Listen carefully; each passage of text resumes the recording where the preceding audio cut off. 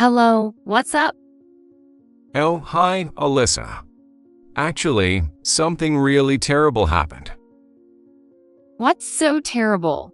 Aren't you on a business trip right now, Nate? Yeah, I'm on a business trip. But there's been a problem. What happened? Kathy collapsed. What? I met Kathy's eyes. But Kathy. My name is Alyssa, a 32-year-old working homemaker.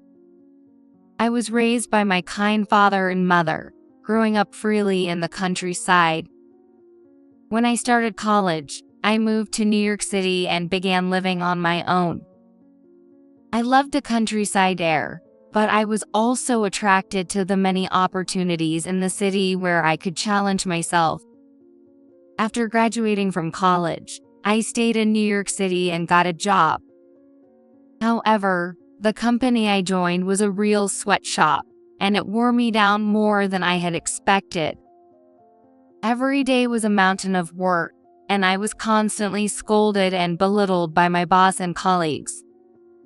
Every morning before going to work, my stomach would hurt. Even so, I forced myself to endure it because it was the path I had chosen, and I dragged myself to work. But one day, I collapsed on my way to the office. I had been working overtime until the last train every night, and on top of that, I was forced to join my boss for drinks and had to drink a lot. After returning home late at night, I forced myself to get up and go to work, but I lost consciousness on the way to the station. A passerby called an ambulance, and I was taken to the hospital.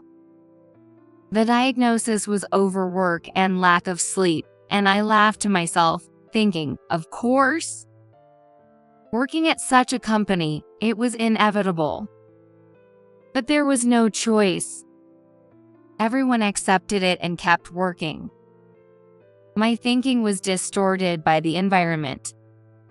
However, when it was decided that I would be hospitalized, my worried parents came from the hometown to see me, and I couldn't help but cry when they arrived. Mom, Dad. My parents silently hugged me. I was so scared thinking about what could have happened if you had collapsed alone at home.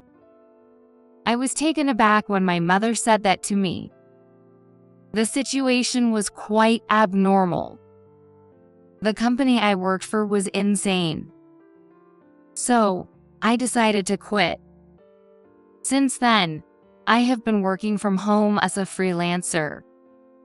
My parents suggested that I return to my hometown, but there were more job opportunities in the city. Besides, I didn't want to run back home defeated. There was some rebellious spirit in me. So, I stayed in New York and started a new job. I had originally worked at a web design company, so I chose the same type of work as a freelancer. At first, I applied for jobs that welcomed beginners and focused on building my portfolio. Working alone at home took some getting used to, but I worked hard because it was the path I had chosen. Gradually, my efforts started to pay off, and the rates for my work began to increase. Thanks to that, I'm now earning about the same amount of money as when I was a full-time employee. Although the first company I joined was a sweatshop with very low pay, so in general terms, it's not much. Still, I'm very proud of having started from scratch and gotten this far. With my work going smoothly, I began looking for new connections. Around that time, my friend William introduced me to someone at his workplace who was looking for a girlfriend. Trusting William, I decided to meet this man without hesitation. That man, Nate, later became my husband.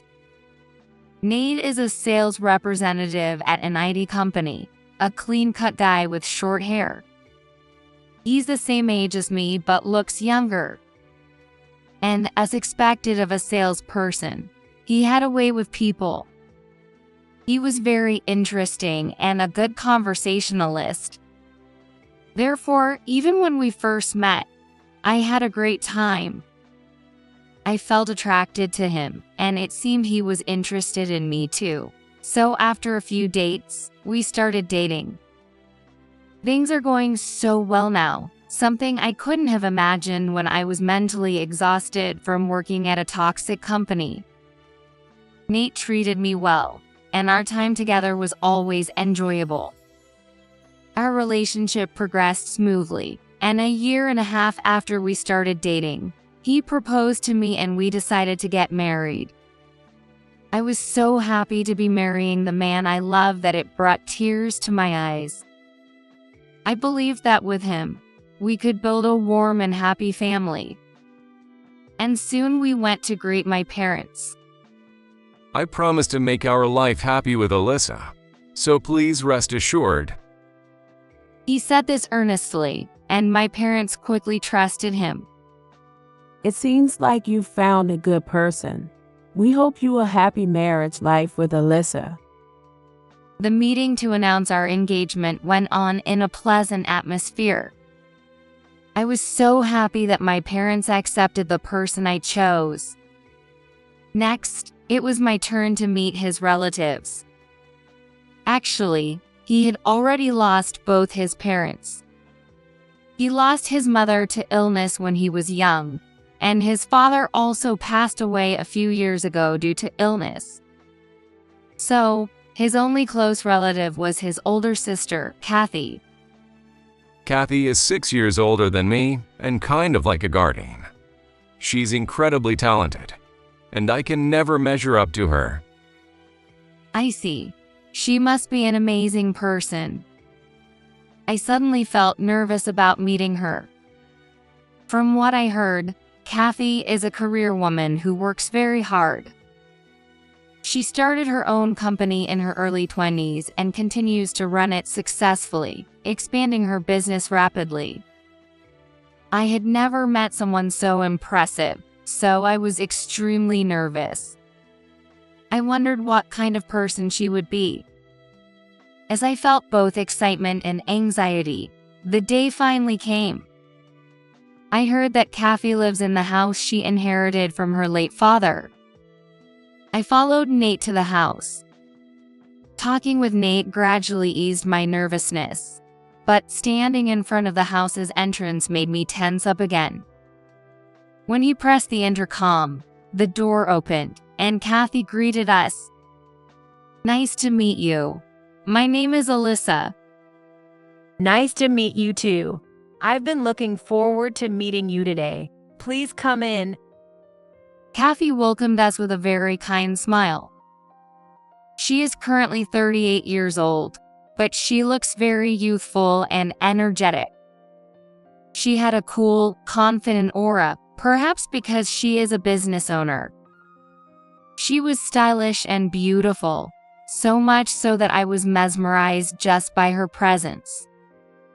Kathy guided us to the living room, and we sat across from her at the dining table. Kathy, I want to marry Alyssa. Well, if she's the one you chose, I trust your decision. You're adults, so all the responsibility is on you. Besides, she seems like a dependable person, so I'm relieved. I was relieved to hear Kathy say that. This got us the permission to marry. All we had to do now was have the wedding. I thought so, but a little problem arose when we started talking about my job during some small talk afterward. By the way, what kind of work do you do, Alyssa? I work as a freelance web designer. Oh, freelance. Kathy looked at me suspiciously. Are you sure that job is stable? What do you mean by stable? I mean, as a freelancer, isn't there a risk you could lose your job at any time? Well, that's true, but I get work regularly every month, and I make enough to live on. I see, but in this day and age, if you don't have a stable job like a full-time employee, very few people succeed as freelancers. Most people have a main job and do freelance work on the side. Kathy said this with a concerned look on her face. I understand your concerns, but I'm doing my best in my own way. And I'm seeing results. I'm actually quite competitive, and I get passionate about protecting what I need to protect. Nate stepped in to stop us. Hey, both of you, that's enough. Now's not the time to get into a deep discussion about work. That managed to calm things down, but Kathy still didn't seem convinced. She wasn't opposed to our marriage, but she didn't seem to understand my job. However, since Kathy's house was about a 2-hour drive from our new home, I thought we could avoid regular contact with her, so Nate and I got married. Afterward, we met each other's families, and we were able to have a smooth wedding. William, who had introduced us, gave a wonderful speech, making it an unforgettable, beautiful wedding.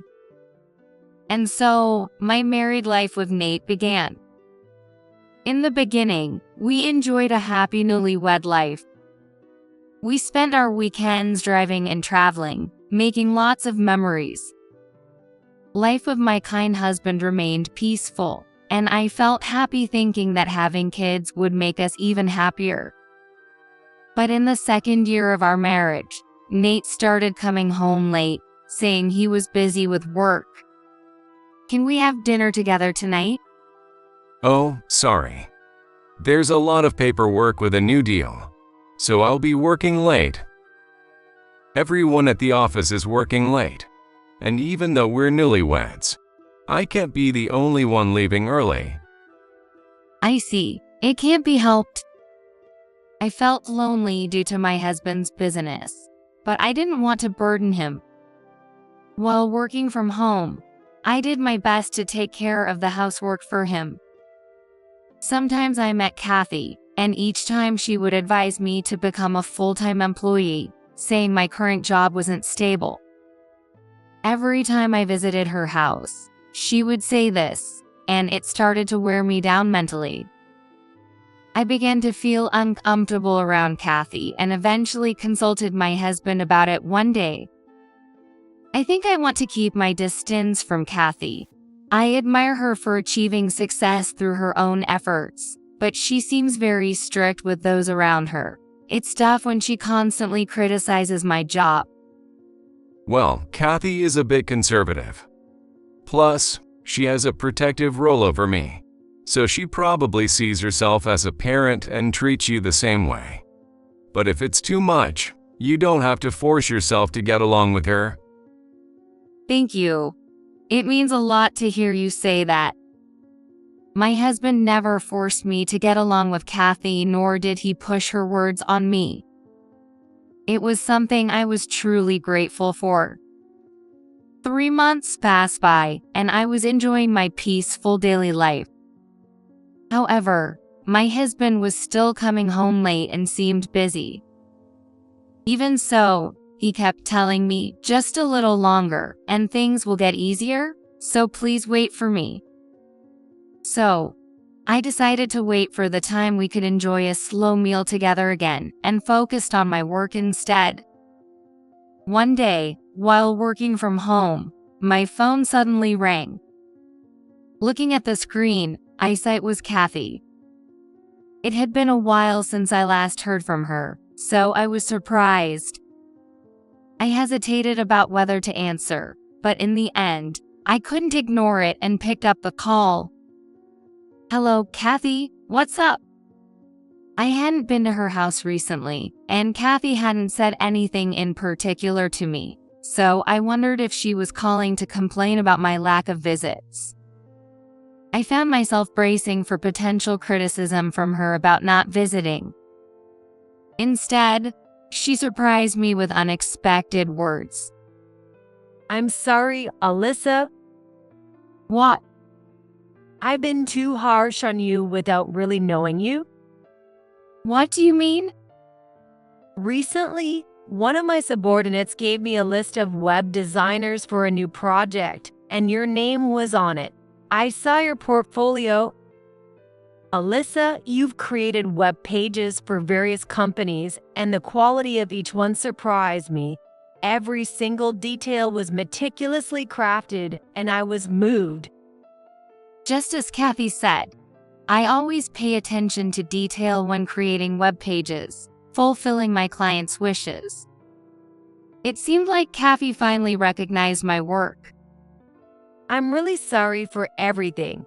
My humility, which I believed I still had, seemed to have disappeared somewhere along the way. I deeply regret it and wish I could start over from the day we first met. I now understand your passion for your work. I'm truly sorry for all the unnecessary advice I gave as an amateur. Kathy. I was surprised by her apology, but it made me happy. Being directly acknowledged for my work was truly gratifying. Despite Kathy's previous lack of understanding of my work, I had always respected her personality and her career achievements. Founding a company at a young age and continuing it for over a decade was something I couldn't even imagine. The resolution of our misunderstandings was a very welcome development. And then Kathy invited me to lunch. There's a restaurant I'd like to go to with you. What do you think? You can decline if you don't want, but I'd love to hear more about your work. Thank you for the invitation, Kathy. I'd be happy to join you. So, we decided to have lunch the next day at a restaurant Kathy chose. I wanted to tell my husband about it, but he was busy and had to leave early for a business trip the next morning. He'd be surprised but surely happy to hear that Kathy and I were getting along.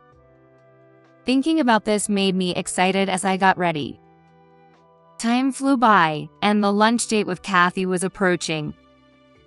I didn't want to be late, so I headed to the upscale restaurant Kathy had recommended via text. I even went to the salon to lightly style my hair and dress nicely to ensure I wouldn't embarrass Kathy. Oh, Alyssa. Kathy waved at me with a smile in front of the restaurant, then apologized to me again. I'm really sorry for saying all those things about your work. It's fine, Kathy. Let's just enjoy today together. I'm glad to hear you say that. You can eat whatever you like today. Really? Are you sure about that? I might just eat everything on the menu. Oh my, shall we try to conquer the menu together? It's going to be quite an amount. We continued our meal in a joyful mood. As I talked with Kathy, I started to see the good sides of her that I hadn't noticed before. I began to respect Kathy, who was capable, strong, and kind. Kathy also shared various things about herself, including her divorce story. It turned out she had been married before but had divorced due to her husband's affair. When I got divorced, I was really glad I was a business owner. Even as a woman, having the ability to be independent is advantageous. Having many options is a wonderful thing. Otherwise, you'd have to endure unreasonable situations. That's why I was a bit strict with you. But it seems I was meddling unnecessarily, and I'm really sorry for that. I'm happy you understand now, and I also understand your thoughts and feelings. You were genuinely concerned about me. As I said this, Kathy smiled shyly. Then, suddenly, my phone rang. Oh, it's Nate. I wonder what's up. Isn't Nate on a business trip right now? Yes, he is. Something bad might have happened. Since we were in a private room, I put it on speaker so Kathy could hear too. Hello, what's wrong? Oh, Alyssa. Something really serious has happened. What's serious, Nate? Aren't you on a business trip? Yes, but there's been an issue. What happened? Kathy has collapsed. What? I exchanged glances with Kathy. But Kathy is. As I started to say that, Kathy urgently gestured to me. To keep her presence a secret. Understanding her intention, I decided not to mention it. My husband didn't notice and continued talking. So, I'm cutting my trip short and heading to the hospital. Kathy is undergoing some tests, and I'll get the details from the doctor. After that, I'll be taking care of her at home until things settle down. Shouldn't I go too? No, it's fine. You don't really get along with Kathy, right? Even so. Don't worry about it. Actually, Kathy thinks you're a troublesome sister-in-law to you, so she said it's fine if you don't come. I see. All right then. I'm going to hang up now. Nate said that and ended the call. At that moment, I realized he was hiding something from me. And it must be something he couldn't talk to me about. He is almost certainly cheating. Then Kathy said, Alyssa, unfortunately, I think you're right. Nate is cheating. But don't worry, I'm on her side. Reassured by Kathy's definite words, I resolved to uncover the truth. And if he is cheating, I vowed to myself that I would take action against my husband. After that, Kathy and I started to plan together. First, to investigate my husband's actions, I immediately contacted William. He's a colleague of my husband's at work and should know well about my husband's work situation. When I explained the situation over the phone, he suggested we meet in person, so Kathy and I decided to meet him later. A few days later, the three of us talked in a cafe, and it turned out my husband hadn't gone on a business trip at all but had been taking a week off using his paid leaves. During this time, he was likely spending time with his mistress. William, knowing my husband's lies, had started to suspect the affair. I'm sorry. I didn't think it would come to this. No, it's not your fault. Later, Kathy and I decided to hire a detective agency to get solid evidence. When my husband returned a week later, he lied unbelievably about Kathy's health deteriorating or becoming sick. I pretended to know nothing and went along with his story. Then, about a week later on the weekend, my husband said he was going to check on Kathy and left, planning to return on Monday. This was undoubtedly another rendezvous with his mistress. I sent him off with a smile and immediately contacted Kathy. Then Kathy came to stay with me on Sunday, and we waited for my husband at home. We already had the investigation results from the detective agency, but further plans were needed to corner him. Then Monday came, and my husband returned home around noon. I'm home. Welcome back. How is Kathy doing? Well, she's managing, but she'll need to start going to the hospital regularly. I'll need to check on her from time to time. That sounds tough. She was unusually down. I guess she feels I, being her only family as her brother, should be there for her. The moment Nate said that, Kathy appeared from the next room. Nate, what are you doing? Whoa.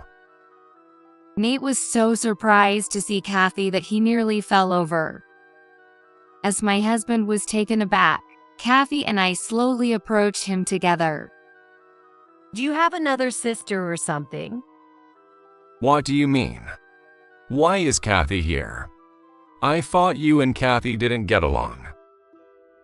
We've reconciled, and I was shocked when you called to say I had collapsed while I was having a pleasant lunch with her. What? Your timing couldn't have been worse for you. Well, it made it immediately obvious to us that you were cheating. Cheating? I didn't do anything like that. My husband kept denying it, visibly shaken. That's when I showed him the evidence photos. Here you are leaving your mistress's house and entering a hotel. Along with the overnight trips you lied about, there's no escape for you now. I've also confirmed with William that you lied about being on a business trip and actually took paid leave. Fuck. My husband fell silent, unable to argue. You've deceived me, Kathy, and even your colleagues at work. It's despicable. Really? Lying about me being sick to use me as a convenient excuse is unforgivable. You even use your only family as an excuse. I'm disappointed in you. As a sister, I'm embarrassed. My husband collapsed, lost for words. Afterwards, we decided to divorce, and we demanded compensation from my husband and his mistress. With Kathy's support, everything progressed smoothly. It seems Kathy decided to cut ties with Nate after this incident. Originally, she had planned to place him at the top of her company, but that's no longer happening. Moreover, my ex-husband's affair became known at his workplace, and he's been receiving cold stares. He can't quit his job because of the alimony payments, but the harsh treatment from others and the stress have caused him to overeat and gain 66 pounds. Now, he weighs over 198 pounds and looks quite terrible. Nobody would sign a deal with him coming as a salesman. It feels like just a matter of time before he quits. William said. He used to perform decently, but now my ex-husband's performance has plummeted, and he's been demoted and had his salary cut. Well, it's all his own fault, so I feel no sympathy. On the other hand, my career is going well, and I've officially received a request from Kathy's company. Kathy and I have become good friends, but we keep our work and personal lives separate. Kathy has genuinely reviewed the web pages I created without any bias and has given them proper credit. I trust you professionally as well, she said while offering me a new job. As friends, we also regularly go out to eat and even take trips to spa resort together. Although my marriage failed, meeting Kathy has been a truly happy outcome.